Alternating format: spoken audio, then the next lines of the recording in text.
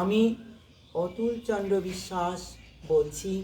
আমি ডায়াবেটিস রোগ সম্পর্কে প্রতিদিন নিয়মিত রাত্রি 9টায় ভিডিও আপলোড করি এবং এই ডায়াবেটিস রোগীদের পক্ষে এটা খুবই গুরুত্বপূর্ণ ভিডিও। আমি 120টি ভিডিওর মাধ্যমে এই রোগ সম্পর্কে আপনাদেরকে অবগত করছি।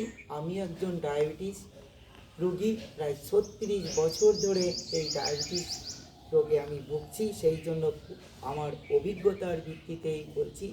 আজকে যে বিষয়টি বলবো সেটা হচ্ছে ডায়াবেটিস এবং মধুমেহ রোগ দুটো কিন্তু এক নয়, এর মধ্যে পার্থক্য আছে। আর এই ডায়াবেটিস নতুন কোনো রোগ নয়, বহু আগে থেকেই এই রোগের অস্তিত্ব মানুষের জানা ছিল।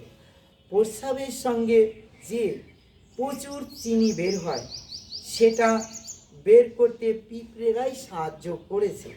প্রস্রাব করার পর তাতে পিঁপড়ের দল ছুটে এলে বোঝা যেত ডায়াবেটিস রোগের অস্তিত্ব।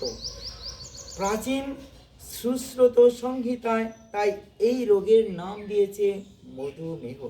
তবে এর সঙ্গে বহুমূত্র রোগকে গুলিয়ে ফেললে চলবে না।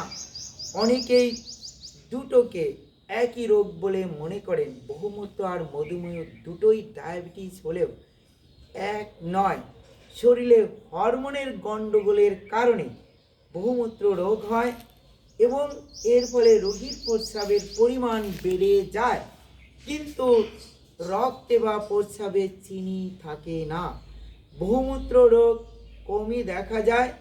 এর সঙ্গে মধুমেহ রোগের কারণগত বা চিকিৎসাগত কোনো মিল নেই।